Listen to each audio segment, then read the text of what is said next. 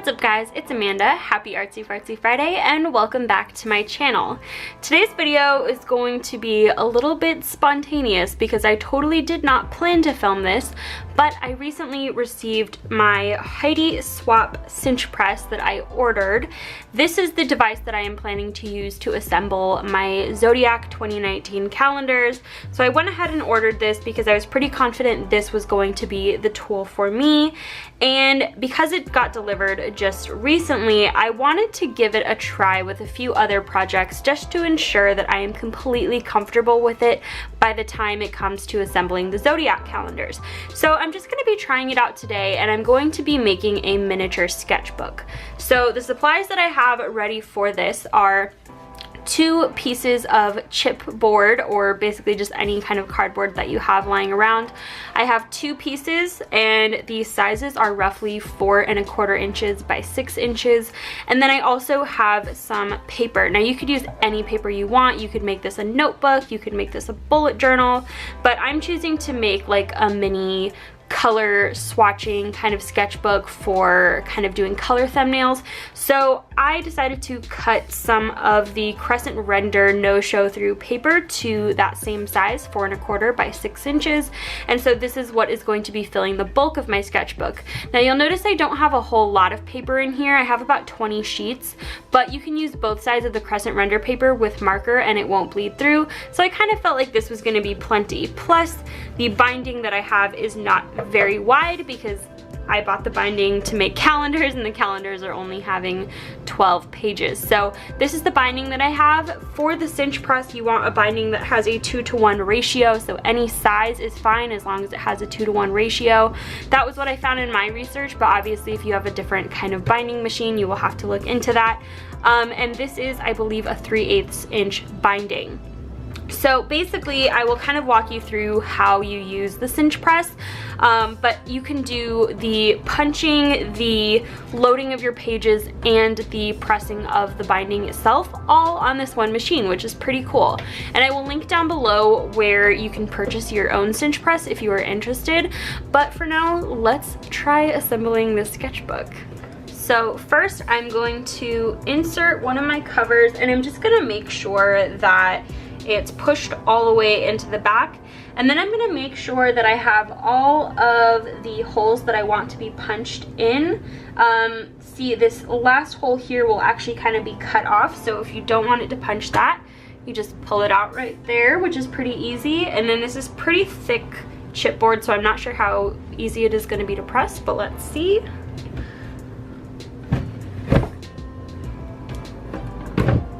Shook the camera a little bit, but it was actually pretty easy to press.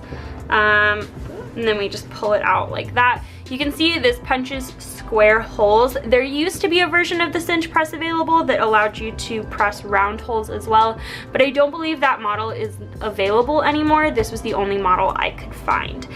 So with the cover press, let's go ahead and press our other cover, and then we will get into punching the pages.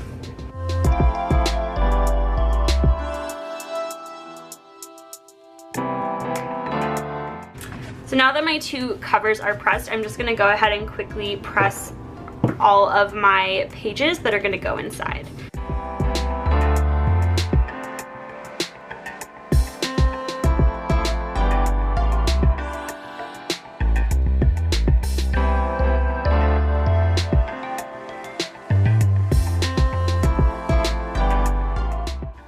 So now I have all my pages and both of my covers punched.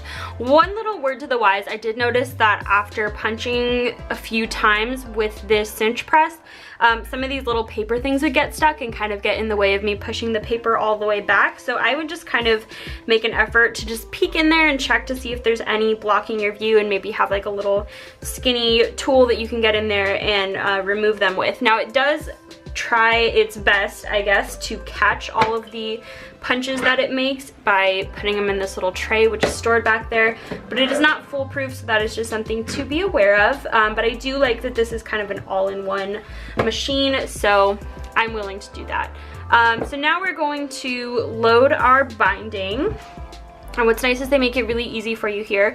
One thing that you may have to do is trim your binding, which I will have to do, but let me just make sure I know exactly how many I need. I will probably end up cutting this little part here off of the end as well, just because it's kind of hanging out loose over there. So it looks like I'm gonna need, let's see, so load this on there.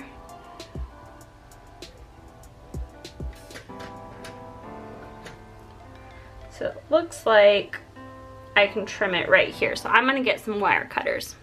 Okay, wire cutters acquired. Obviously, if you are a child, I would recommend having adult supervision for this. I would honestly recommend me having adult supervision for this, but whatever. We're gonna just do our best.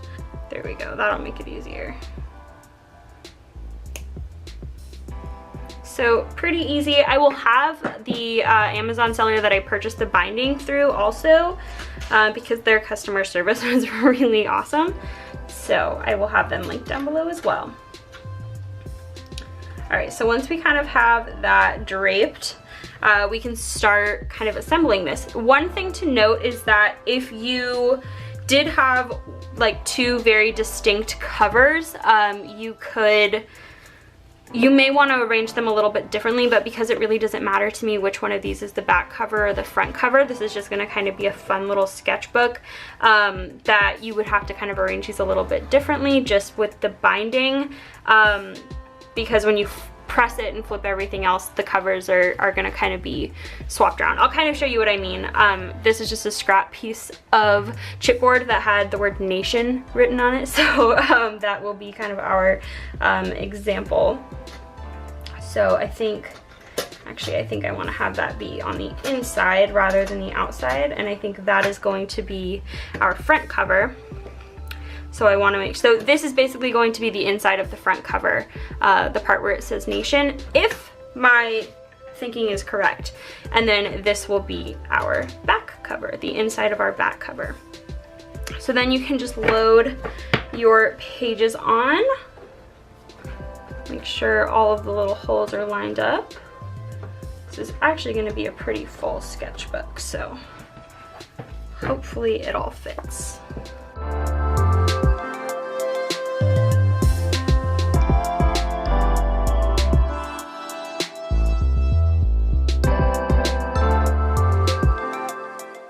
Okay, so now that they're all on there, I kind of had to take it off of the hanger to make sure all the last couple pages will fit.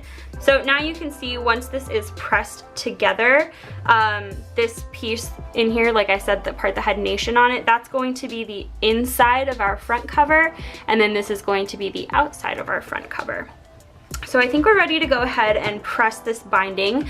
So we need to rotate the cinch press. And this is where you want to make sure to have your binding set to the proper size. So I'm going to push this and turn it to 3/8, which is the size of my binding. And then I believe you just kind of put it in there like so. This is the part that I'm most confused about. So I'm putting it in there kind of with the opening facing into the machine. And then I believe you just press down using this same lever. Oh yeah, look at that. So then we just flip our cover around and it's a little sketchbook. So let me trim a couple of these wires because they're gonna be in the way a little bit. So I actually just went ahead and trimmed off a little bit more of that wire because it still wasn't sitting quite how I wanted it to, and then I think I'm just gonna press it into kind of the outer binding just so that it doesn't stick out and potentially poke me while I'm using the sketchbook. And then if there's a little end left there, just to snip that off. So that way the sketchbook still has an easy enough time opening and closing. So yeah, this is the little sketchbook that I made. I'm also gonna decorate the cover, so I'll insert a time lapse of that.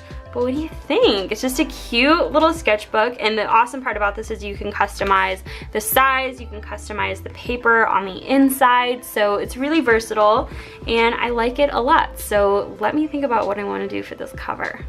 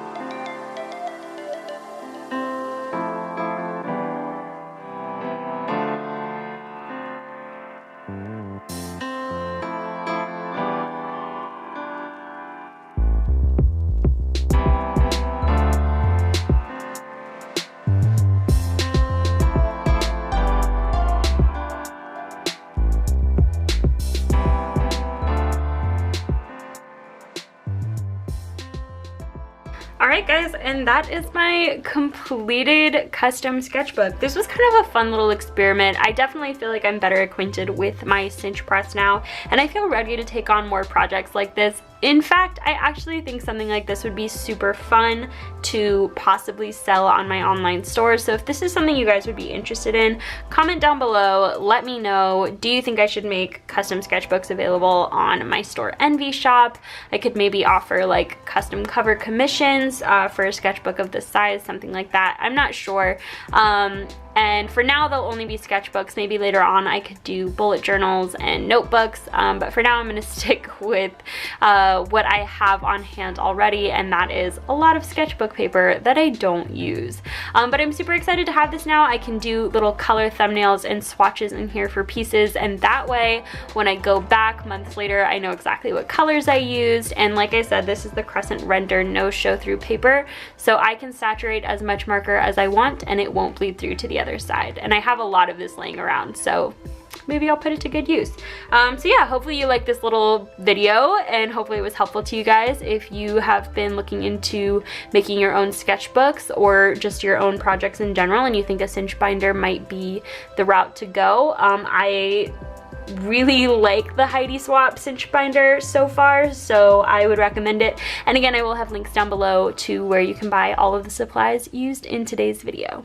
Thanks for watching. See you on the internet.